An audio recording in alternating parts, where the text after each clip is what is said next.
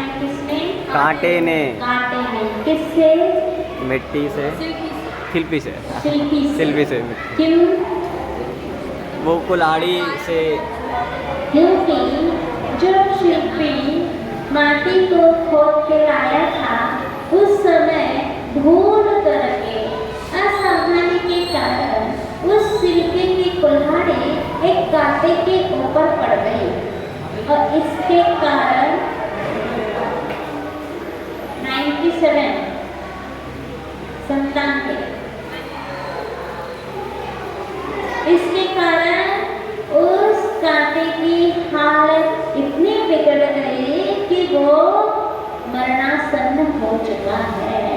लेकिन उसकी स्थिति ऐसे होने के बाद में उसके मन में इतना आक्रोश है क्योंकि उसके जीवन के साथ ऐसा हो गया है तो बदले की भाव लेकर के उस शिल्पी से बोलता है और माटी उसको समझाती है। तो अब देखो आगे क्या होता है। बदले का भाव वह दलदल है कि जिसमें बड़े बड़े बैरियां बलशाली गजदल तक पूरी तरह फंस जाते हैं और गल कपोल तक पूरी तरह धंस जाते हैं। बदले का भाव माने कैसा है? दलदल है, कीचड़ है। उस कीचड़ में बड़े बड़े हाथी भी फंस जाते हैं। हाथी कितने शक्तिशाली कहलाते हैं? उसके सामने किसी की भी शक्ति ताकत चलती नहीं है, कमजोर पड़ जाती है। ऐसे बलशाली हाथी तो किसी चीज की भी शक्ति के लिए, ताकत के लिए कोई ऐड देना पड़ता है तो हाथी की मजबूत जोड़ क्या है? फेविकोल। फेविकोल की जोड़ कैसी होती है? हाथी की मजबूत जोड़ मतलब इतनी ताकतवर उसको बताने के लिए कि हाथी भी खींच ले तो ये टूटने वाला, हाथी से ज्यादा शक्तिशाली कोई चीज नहीं है ये बताने के लिए। लेकिन ऐसे शक्तिशाली हाथी भी यदि कीचड़ में फंस जाते हैं तो फिर वहां उनका उठने का, वहां से निकलने का कुछ भी चारा नहीं बचता है। मतलब हाथी से भी ज्यादा शक्तिशाली कौन हो गया? कीचड़। क्योंकि वहां कहाँ फंस गया हाथी? कीचड़ में फंस गया और कीचड़ में फंसने के बाद अब उठ नहीं पा रहा है, अपने कितना भी दम लगा रहा है लेकिन उस कीचड़ से नहीं उठ पाता है। ऐसे ही कितने भी पुरुष बलवान हो, यदि बदले की भाव उसके अंदर आ जाए तो वो दलदल है। बदले की भाव कैसे है? दलदल है, बलशाली गज तक पूरी तरह फंस जाते हैं और गल कपोल तक पूरी तरह फंस जाते हैं। मतलब पूरी उसी के अंदर जैसे जैसे उठने का प्रयास करता है और अंदर अंदर धंसता जाता है। क्यों? पहले से कीचड़ में पाँव रखा क्यों? इसीलिए छोटी सी भी यदि चिंगारी बराबर भी अंदर किसी के प्रति द्वेष भाव हो तो उसको पलटने मत देना। ये चिंगारी भी आगे इतने बड़े ज्वालामुखी का रूप धारण कर सकता है। इसलिए जब चिंगारी है ना तभी उसी समय बुझाने का प्रयास करें, उसी समय वो बुझ सकता है। क्योंकि जब चिंगारी है तो उस समय हम उसके सामने उससे ज्यादा बलशाली है और यदि वह ज्वालामुखी का रूप धारण कर लिया फिर बुझाने का कोई भी अवसर आपको प्राप्त नहीं होगा। इसलिए क्या करना है? किसी के प्रति यदि के मनमुटाव हो जाता है, कुछ देशभाव हो जाता है तो तुरंत क्या करना है? अपने मन से तो निकालने लो, सामने वाले का मन का निकले चाहे ना निकले वो जाने, लेकिन हमारे अंदर तो क्षमा भाव धर्म आना ही चाहिए। तो क्या करना कि क्षमा, हमसे गलती हो गई, वो गलती तो सबसे होती है लेकिन बात ये समझ में आना चाहिए कि हमसे गलती हो गई। कई बार ऐसा होता है संसारी प्राणी के साथ कि गलती होने के बाद वह मानने को तैयार, क्षमा मांगने को तैयार नहीं होता। अंदर तो समझ में आ जाता है कि हमारी तो गलती तो हो चुकी है, लेकिन मान कषाय बीच में आ जाता है। कौन मांगे क्षमा? हम कैसे क्षमा मांगे उनके सामने जा करके ईमान कषाय आ जाता है, लेकिन गलती स्वीकार करने के बाद भी उसके सामने नहीं जाने की हिम्मत कर पाता, क्योंकि कषाय के दलदल में फंसा हुआ है। फिर ठीक है, भले ही सामने नहीं जाओ, लेकिन कम से कम यदि स्वयं इतने स्वीकार कर लिया आपने कि हाँ हमारी गलती है, अपने आत्मा से स्वीकार कर लिया और आत्मा में ही अंदर आप अपने आप को कोस दोगे, तो एक न एक दिन ऐसा होगा कि आप क्षमा मांगने ही चले जाओगे। लेकिन अपने आत्मा से अपने आत्मा के साथ वंचना नहीं करना, छल कपट नहीं करना, दूसरों की दुनिया के साथ भले ही कर लो, लेकिन अपने आत्म साक्षी से अपने आप गलती को स्वीकार करो। इतनी भी यदि समझ किसी के अंदर आ गई तो वहाँ आगे उसको सुधार की गुंजाइश उसके पास रहती है।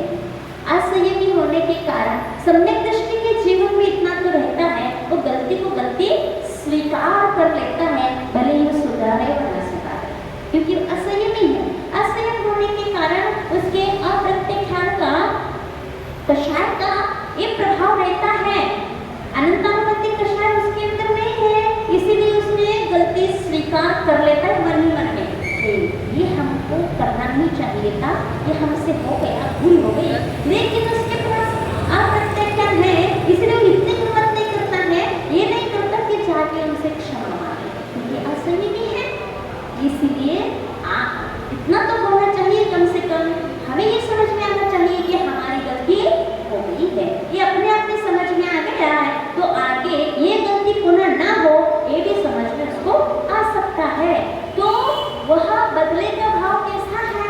दलदल है, वह अनल है जो जलाता है तन को भी, चेतन को भी हो। बदले का भाव वह राहु है जिसके सुदीर्घ विकराल काल में छोटा सा कमल बन चेतन रूप भास्वत भानु भी अपने अस्तित्व को खो देता है। क्या है? देखो, बदले का भाव कीचड़ है, जहाँ हाथी फंस जाता तो निकल नहीं पाता है। बदले का भाव एक राहु है जिसके कमल में फंस करके भानु भी अपना अस्तित्व खो देता है। क्योंकि भानु कितना तेज होता है? सूर्य तो जगत को प्रकाशित करने वाला होता है, इतना तेज पुंज होता है, लेकिन वह यदि राहु के काल में फंस जाता है, उसके कमल में आ जाता है, उसको जितना भी तेज से फीका पड़ जाता है, तो ऐसा लगता है उसके सामने बिल्कुल अंधकार हो जाता है। जब सूर्य ग्रहण होता है, देखा आपने कभी? सूर्य ग्रहण जब होता है बिल्कुल शाम जैसी हो जाती है और उस समय वहाँ उसका तेज पूरा छिप जाता है। मतलब ये आत्म तत्व का जो तेज है, तेज पुंज है, चैतन्य आत्मा है, वीतराग है, इसकी परिणति है, जो तेज है, उसकी जितनी भी शक्ति है वो किसके सामने छुप जाएगी? बदले के भाव, द्वेष भाव, क्रोध, रोष यदि उसके अंदर है, आत्म तत्व उसके सामने कुछ भी नहीं। कोई दुर्जन है जो अपने को बार बार परेशान करता है और उसके सामने अगर अपन झुकते हैं तो मान करता है तो एक है, लेकिन एक अलग ही थोड़ी सी फीलिंग होती है, मतलब कि वो ये सोचेगा कि ये झुक गया है। हाँ, मतलब ऐसी फीलिंग आती है, अपन को झुक गया कि भैया माफ़ करते हैं हमको ये, लेकिन वो दुर्जन है, उसको उससे कोई फर्क नहीं पड़ेगा। मतलब उसको सिचुएशन में देखो, जो भी काम करते हैं ना, दो काम होते हैं। हमारे काम करने से दो फायदे होते हैं, एक आज सामने वालों की संतुष्टि और दूसरी आत्म संतुष्टि। समझ गए? आत्म संतुष्टि सबसे पहले होना चाहिए, फिर बाद में सामने वालों की संतुष्टि। वो हमारी गलती रहे या न रहे, मान लो वो गलती कर रहा है और हमसे द्वेष रख रहा है, और द्वेष रख रहा है, और द्वेष रखने के कारण कषायें बढ़ रही है, आपस में दरार बढ़ती जा रही है, तो हम उसमें ये सोचो कि हमें करना क्या है। ये सोचना हमें सामने वालों को संतुष्ट नहीं करना है, क्योंकि सामने वालों को संतुष्ट हम कर ही नहीं सकते, वो उसका नेचर जैसा रहेगा वैसा संतुष्ट रहेगा। लेकिन हमारे क्षमा मांगने से हमें आत्म संतुष्टि तो रहेगी कि नहीं रहेगी? बस करने से और हमें आत्मसंतुष्टि हुई तो हमें कुछ सुकून मिलेगा, कुछ खुशी होगी अंदर ही अंदर। और मान लो आप एक बार यदि क्षमा नहीं मांगे, मान लो, हाँ, और आपको अंदर अंदर एक चुपता रहेगा, चुपता रहने के लिए चुपता रहेगा। एक बार तो झुकना चाहिए, हमारे तरफ से तो एक बार माफी मांग ही लेना चाहिए, सामने वाला सुने या न सुने, अरे एक बार तो जाना चाहिए। अंदर अंदर चुभ रहा है लेकिन जा नहीं पा रहे हैं, ये भी एक मानकशा है। लेकिन चुभने वाले जो शल्य है वो तो खत्म हो जाएगी ना, माफी मांगने से हमेशा के लिए खत्म हो जाएगी। फिर वो जाने उसका काम जाने, उसकी सोच उसके साथ, उसके विचार जैसे रहेंगे वो उसके अनुसार उसका जीवन होगा। अपन जब उसके सामने माफी नहीं मांगे और भगवान के सामने या प्रतिक्रमण करके ऐसा सोच लिए तो भी चल जाएगा। ये एक टालना या अपने आप के साथ एक छल करना हो जाएगा। क्यों होगा? क्योंकि हम अपने मन को समझाने के लिए ये दूसरा तरीका निकाला हमने, ये तरीका नहीं होता है। एक बार तो कम से कम एक बार तो उससे मांगना चाहिए। जी यहाँ पे जैसे कोई व्यक्ति लगातार हमारा अहित किए जा रहा है, अब सारे लोग बोलते हैं कि भाई आप उसके प्रति दंडात्मक कार्रवाई करें, और क्योंकि हम जैन हम ये समझते हैं कि कर्म सिद्धांत के हिसाब से यदि कोई हमारा अहित कर रहा है तो वो तो निमित्त मात्र है, हमारे कर्म ही उसके माध्यम से हमें लौट के आ रहा है। हम भावों से तो खूब क्षमा मांग रहे हैं उससे, किंतु प्रत्यक्ष रूप से उसके प्रति कुछ कठोर रवैया रखना पड़ता है ताकि गाँव का माहौल ना बिगड़े। ऐसे में हाँ, एक आपको एक उदाहरण मालूम है? एक सर्प महाराज जी के प्रवचन सुन करके, पहले महाराज जी जंगल में रहते थे, है ना, और जंगल में ही लोग दर्शन करने जाते थे, वही उनका उपदेश होता था। तो एक सर्प रहता था, तो उसने भी उपदेश सुन लिया। सर्प भी संगी पंचेंद्रिय होते हैं, आपको मालूम है, और उसके उपदेश से जो लोग थे अपने शक्ति के अनुसार जो भी नियम था वो ले लिए, और सर्प भी सब लोग जानने के बाद सर्प भी सामने आ गया, और सामने आ गया और उसके मंतव्य को मुनिराज ने समझ लिया, और समझने के बाद उसको भी नियम दे दिया। उसने नियम क्या ले लिया कि हम अब किसी को भी काटेंगे नहीं। हाँ, कितने भी परेशान करें, महाराज जी उनकी भाषा समझ गए और वहाँ और उनको उपदेश दे दिया सर्प को, और सर्प नियम लेके चला गया, बहुत शांति से रहने लगा। लेकिन लोग उसके पास जाते आते लेकिन वो कुछ भी नहीं करता, और लोगों को ये समझ में आ गया ये सर्प अब कुछ नहीं कर रहा है, अब कुछ भी हमको परेशान नहीं करता, काटता है कुछ भी, इतनी शांत जैसे सर्प नहीं है, एक प्लास्टिक का कुछ है इसके अंदर, सर्प मतलब सर्प है ही नहीं। इस प्रकार से शांति का जीवन जब लोगों को ये समझ में आ गया तो लोग उसको परेशान करने लगे, उसको पत्थर फेंकने लगे, उसको मारने लगे, तब उस थोड़े से उसके घाव भी हो गए।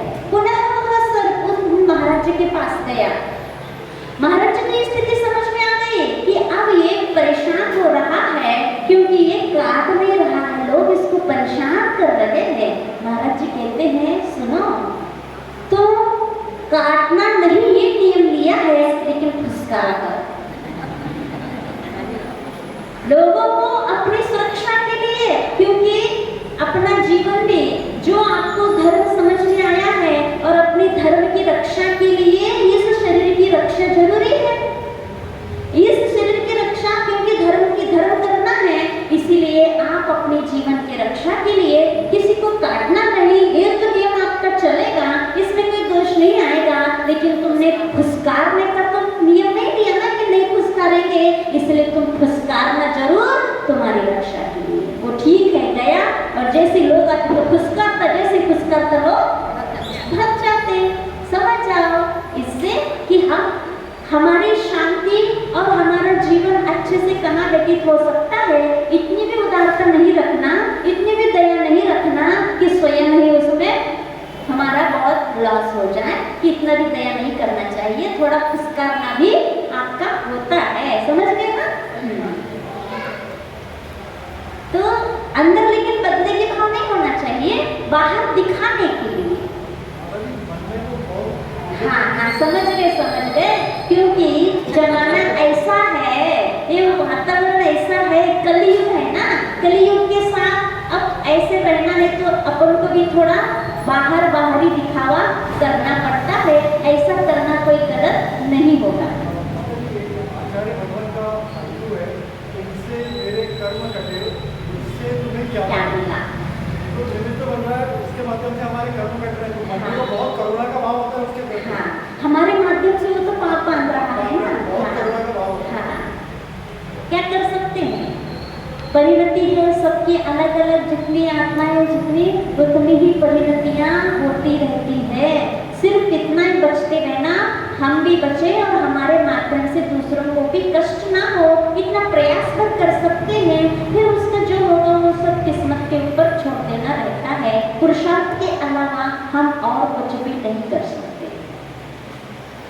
बदले का भाव वह राम है जिसके सुदीर्घ विकराल काल में छोटा सा कमल बन चैतन्य रूप भास्वत भानु भी अपने अस्तित्व को खो देता है। इसलिए कह रहे हैं, आजू बाजू में, अड़ोस पड़ोस में, घर में, आपस में थोड़ा सा भी मन मुटाव हो, वही तुरंत मिटाने का कोशिश करो, नहीं तो आपका अस्तित्व ही मिट जाएगा। आप लोग को लगता है कि हम क्यों झुके, हम क्या छोटे हैं क्या, हम क्या कम है क्या, हमारी क्या गलती? अरे भैया, गलती नहीं है, अनजान में अबुद्धिपूर्वक हो जाते हैं काम बाद में, और हमारे माध्यम से हम निमित्त तो बने उनके लिए, हमने किया नहीं, हमारी बुद्धि नहीं हुई करने का, लेकिन उन्होंने हमको निमित्त बनाया है, इसीलिए हम निमित्त बने। इसलिए एक बार क्षमा मांग लो, फिर उसके बाद यदि नहीं सुनता तो फिर वो जाने, अपने मन ही मन में उसको फिर मन के माध्यम से भी सामने वालों को बदला जाता है। मालूम, अपने विचारों की टकराव सामने वालों के ऊपर पड़ जाता है। आप प्रैक्टिकल करके देखना, कोई भी ऐसा कहता है इसकी इतनी पॉजिटिव, उसकी अच्छा है, ये बहुत अच्छा है, इसके बहुत अच्छे गुण है, कमियां नहीं देखना है, एक ही कमी ऐसा नहीं, बहुत अच्छा है, हमसे भी अच्छा है, दुनिया में तो इससे तो कई गुने बुरे लोग रहते हैं, उनसे तो कई गुना अच्छा है, बहुत अच्छा, रोज कहना एक दिन अच्छा हो जाएगा। वो ये अपने मन के अंदर की तंद्री उसको टकरा जाती है। ये भी तरीका है उसको नरम करने का। और सुनो, बाली से बदला लेना ठान लिया था दशानन ने, फिर क्या मिला? तन का बल मति हुआ, मन का बल व्यतीत हुआ, और यश का बल पतित हुआ।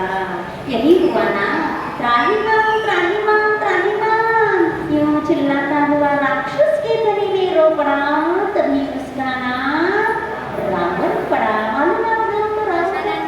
हाँ, उसका जन्म से ही नाम रावण नहीं था। सुन लेना, रामायण खूब देखते हो, लेकिन अपने पद्म पुराण भी थोड़ा पढ़ा करो कि सही रामायण क्या है। हाँ, लॉकडाउन में तो रामायण खूब देखा, लेकिन थोड़ा सा पद्म पुराण पढ़ लेते, सही क्या है वास्तविक तो समझ में आ जाती। उसका जन्म से ही नाम दशानन था, और दशानन भी नाम क्यों पड़ा था मालूम आप लोगों को? क्योंकि उसके परंपरा में पहले से एक कोई देवों ने उनके घराने में एक हार दिया था, अलौकिक हार, देवों का दिव्य हार। तो वो हार उस बच्चा, मतलब जो उसका रावण का जन्म हुआ, उस बच्चे के गले में पहना दिया, तो उसमें 10 मोतियां थे बड़े बड़े। तो उस 10 मोती में, उसके हर मोती में उस बच्चे के मुख दिखे। तो कितने मुख हो गए? इसलिए इसका नाम, उसका नाम क्या रख दिया? दशानन ए रख दिया। फिर रावण नाम कब पड़ा?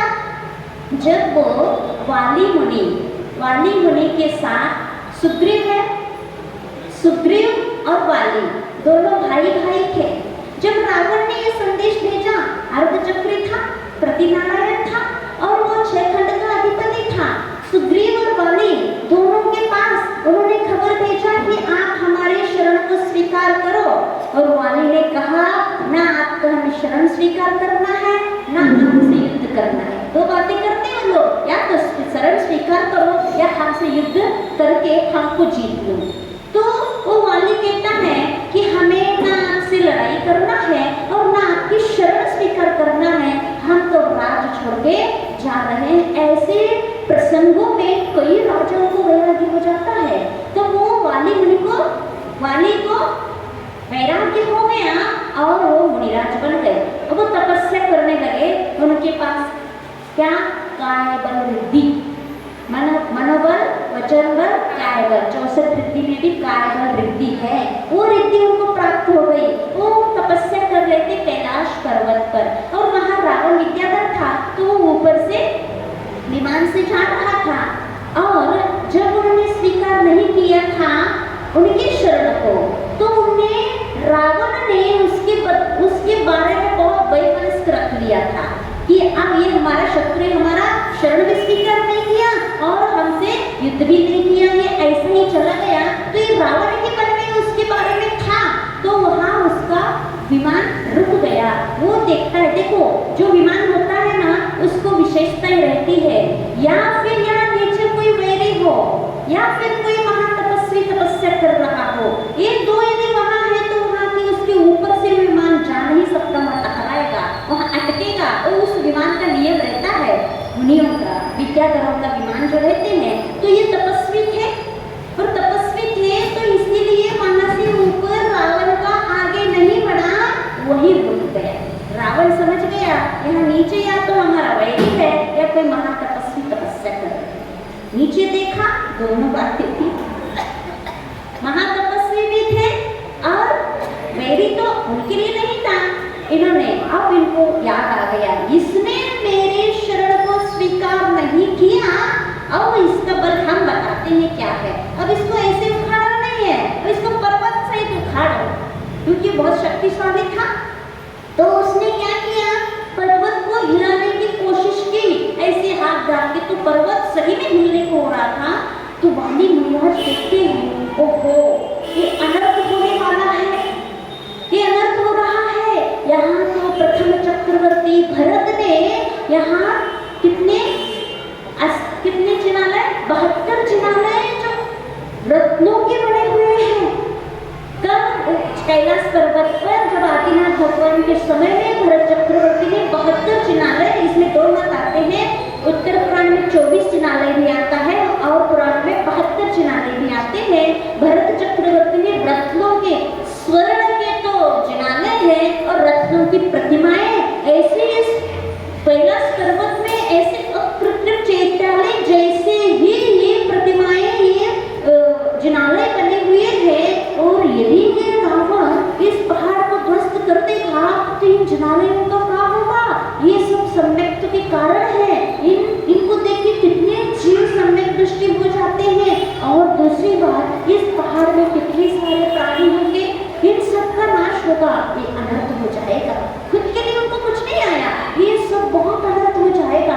तो खड़े खड़े तपस्या कर रहे थे और वहीं पैर के अंगूठे से थोड़ा सा प्रेशर किया, कुछ नहीं किया, थोड़ा सा प्रेशर किया तो उसका हाथ इतनी जोर से दब गया जैसे बहुत जोर से कोई पहाड़ दबा रहा हो। तो वहाँ रोने लगा, उसके हाँ क्या है ना, त्राहिमाम यहाँ लिखा है, हमें बचा लो। रावण देखो 3 खंड का अधिपति जो सबसे शक्तिशाली, हमारे सामने कोई बलशाली है ही नहीं, ये समझता था, अहंकार तो बहुत था उसको, इसलिए तो अंत समय तक झुका नहीं वो। और वो रोने लगा, मुझे बचा लो, कोई बचा लो। फिर वहाँ मंदोदरी आई और महाराज के चरणों में गिर गई, महाराज आप क्षमा कर दीजिए। महाराज ऐसे क्षमा होती, उनका काम हो गया, हमें कोई आपसे वैमनस्य नहीं ना वैर है, हमारा उद्देश्य अलग था कि जिनालयों को बचाना था। वो आ गया होते हुए, उस समय उसका नाम रोदती रावण, जो होता है वो रावण है, जो रो रहा था।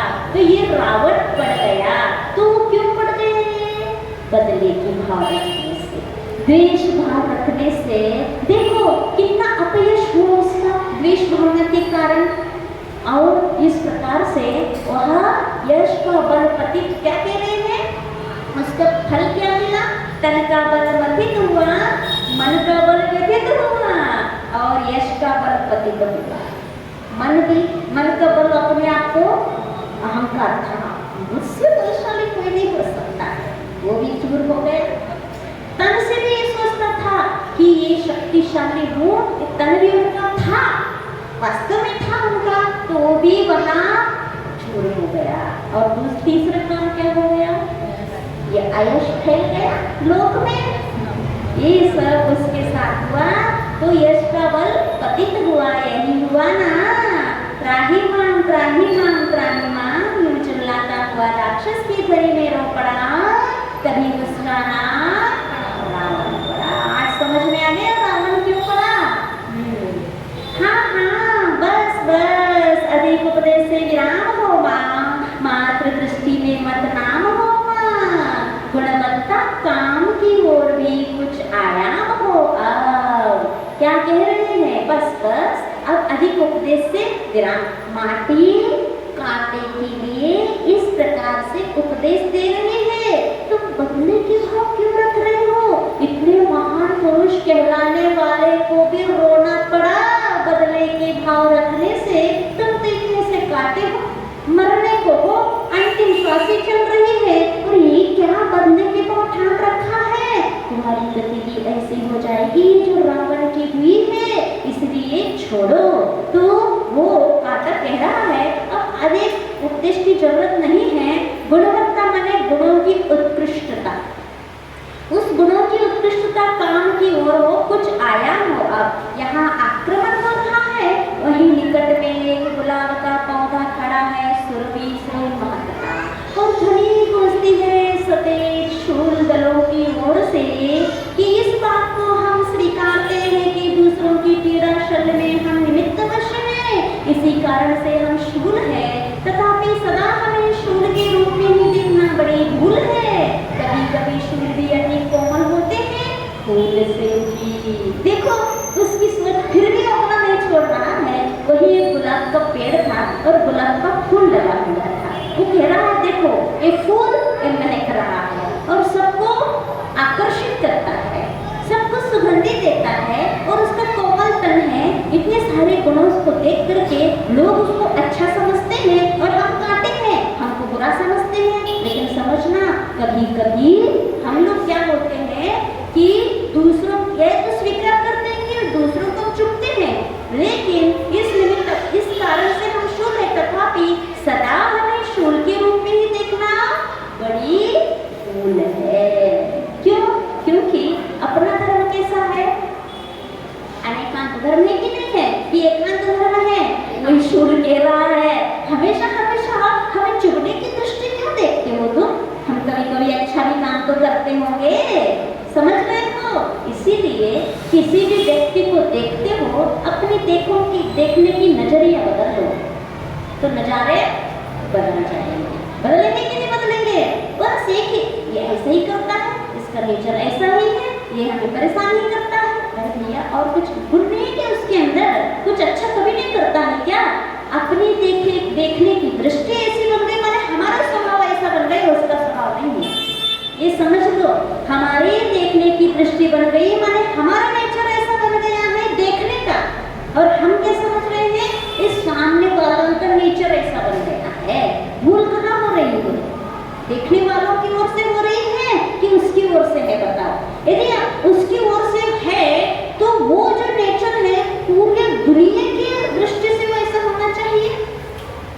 ये प्रश्न आप खड़ा कर लो। ये जो है मात्र हमारे तरफ से वो बुरा है कि पूरी दुनिया की तरफ से बुरा है?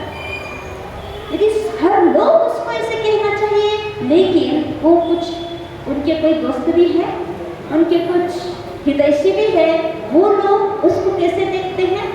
उसके लिए वो अच्छा है ना? क्यों अच्छा है? मतलब जरूर ना, उसके अंदर कुछ तो कुछ अच्छाइयाँ है और हमें क्या दिख रहा है? बुराई दिख रही है। मतलब हमारी नजर थोड़ी सी फिसल रही है, अलग जा रही है। वो शूल कह रहा है हमें दुनिया वालों को हम चुपते हैं तो जरूर है, लेकिन हमेशा ही चुपते हो, ये धारणा क्यों बना लेते हो तुम लोग कि बड़ी कभी कभी शूल भी अधिक कोमल होते फूल से भी। सुन लो, पता है कब होते हैं? सुना है आप लोगों ने? शूल माने कांटे, फूल से भी कोमल होते हैं। बोलो, पता ही नहीं है, आप सुनकर कैसे होते हैं। हाँ, वो कह रहे हैं क्योंकि हमारी दृष्टि कैसी बनी है, वो चुपता है, नुकीला है, उससे दूर रहो, उसके ऊपर पैर न रखो। और पैर न रखो ठीक है, मत रखो, लेकिन चुभेगा वो पैर रखोगे, लेकिन उससे और भी काम हो सकते हैं अच्छे क्या होते हैं देखेंगे। और कभी कभी फूल भी अधिक कठोर होते हैं, शूल से भी। क्या सोचना, फूल फूल जैसा ही नहीं रहता और शूल जैसा ही नहीं रहता। समय समय की बात है, वक्त वक्त की बात है, और सामने वाले के उपयोग करने वाले के ऊपर निर्भर है कि वस्तु किस रूप में हमें काम आ रही है। ये वो कहाँ निर्भर रखता है, सामने वाले व्यक्ति के ऊपर निर्भर रखता है। मान लो कोई भी चीज, आग है, आग अच्छा है कि बुरा है, बता सकते हैं कोई? बताओ। अच्छी भी है, बुरी भी है ना? अच्छी क्यों है? तो रोज अच्छी है, उसके बिना पेट ही नहीं करता है ना? और बुरी क्यों है? आप यदि उसको असावधानी रखें और असावधानी के साथ या उसका उपयोग गलत कर ले, कहीं यहाँ वहाँ लगा दे, तो फिर वो पूरे आपका भस्म कर दे।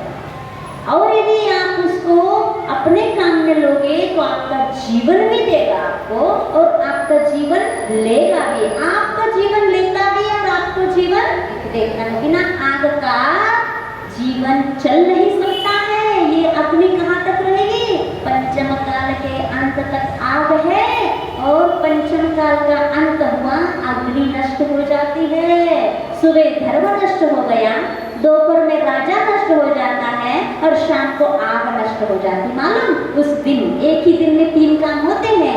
आग नष्ट हुआ, अब आगे जीवन समाप्त। अब अग्नि नहीं है, क्या पकाएंगे, क्या पचाएंगे, क्या खाएंगे? इसीलिए जो एक उदाहरण आग का कुछ भी ले लो, तो वो जो चीज होती है हमारे ऊपर उपयोग करने वालों पे निर्भर होता है, अच्छा है कि बुरा है। कोई चीज की बात नहीं कर रहे हैं, व्यक्ति भी ऐसे होते हैं। व्यक्ति के अंदर अच्छाइयाँ भी होती हैं और बुराइयाँ भी होती हैं। हम देखने वालों के ऊपर निर्भर करता है कि हम किस रूप में देख रहे हैं, यह हमारे ऊपर निर्भर। इसलिए हमें कैसे देखना है, हमारे अंदर के विचार अच्छा जगाओ तो वो आपके अच्छे विचार उस व्यक्ति को अच्छा बना देंगे। व्यक्ति तो अच्छा है, लेकिन आपके विचार उसको अच्छा नहीं बना रहे हैं। समझ रहे हो कि नहीं? उसका बुरा कौन बना रहा है? हमारे विचार, हमारी दृष्टि, हमारी नजरें उसको बुरा बना रही है। वो वास्तव में बुरा नहीं है। इसको आप करके देख लेना। शूरवीर ऐसे कह रहे हैं कि हम शूरवीर ऐसा नहीं, कभी कभी शूरवीर फूल से भी कोमल बनते हैं, और कभी कभी फूल भी शूल से कठोर बनते हैं। मृदु मांसल गालों से हमें छू लेती है फूली पुष्पावती वाली वह, इस कठिन चुभन से उस मृदुता की कली कली खिल उठती है। क्या अच्छी बात कर रहे हैं। जिस पेड़ में कांटे लगे, उसी पेड़ में फूल लगे हैं। गुलाब का फूल पौधा देखा है, और कांटे भी रहते कि नहीं रहते? वो कांटा ये कह रहा है, हम वहाँ जब वो कलियां जब हमारे कांटों को छू लेती है, तो छूते ही साथ खिल उठती है। बिना कांटों को छुए वो खिल ही नहीं सकती है। बताओ, अब अच्छा है कि बुरा है? वो चुभ रहा है या खिला रहा है? बताओ क्या कर रहा है? इसलिए शूल कह रहे हैं आपकी दृष्टि गलत है, हम गलत नहीं है। एक अपूर्व सुख शांति संवेदित को खेलती है उसमें। जैसे वो फूल कांटों को चुंबन करती है, स्पर्श करती है, वो फूल खिल जाता है, और उस फूल के जीवन में अपूर्व सुख शांति संवेदित हो जाती है। फिर तुम ही बताओ, हम शूल कहाँ रहे, वे फूल कहाँ रहे? और आगे भी बहुत समीक्षाएं चलेंगी। आज बहुत देर हो गया, इसमें बहुत मजा आता है। फूल और शूल में बहुत सारे वो शूल अपनी अच्छाइयाँ बताते जा रहा है, और शूल की बुराइयाँ जब इसलिए बता रहा है क्योंकि दुनिया की दृष्टि में फूल अच्छे हैं और कांटे खराब है। दुनिया की दृष्टि बदलने के लिए वो शूल है ना, वो बता रहा है कि ऐसा नहीं होता। ये तो उदाहरण हो गया दुनिया फूल मानते हो, किसी को शूल। कोई अच्छा है, कोई बुरा है। अच्छे बुरे कौन होता है? कौन होता है? हमारे विचार, हमारे निर्णय। ये याद रखोगे ना? हाँ, ऐसा याद रखोगे तो हमारे लिए शांति मिलेगी, हमारे लिए सुख मिलेगा। सामने वालों को कुछ मिले ना मिले, हमारे विचार अच्छे हैं तो हमें बहुत अच्छा लगता है। देखना, गुस्सा करने वाला जिस समय गुस्सा करता है, जिस समय चिड़चिड़ाता है, उस समय उसको सुख की अनुभूति होती है या फिर चिड़चिड़ेपन, जलने की अनुभव होती है? बताओ, कभी किया गुस्सा कि नहीं किया? जिस समय गुस्सा करते हैं आप अपने आप को कैसे फील करते हो? बहुत शांति का, बहुत आनंद अमृत झर रहा हो, नहीं करते हो ना? तो ये ही हमारी नजरें जिस समय गलत की ओर रहती हैं, अवगुणों की ओर रहती हैं, दोषों की ओर रहती है, उस समय आप क्या फील करते हो? शांति का फील करते हो क्या? यदि आपको शांति चाहिए तो फिर क्या करना है? यदि आपको शांति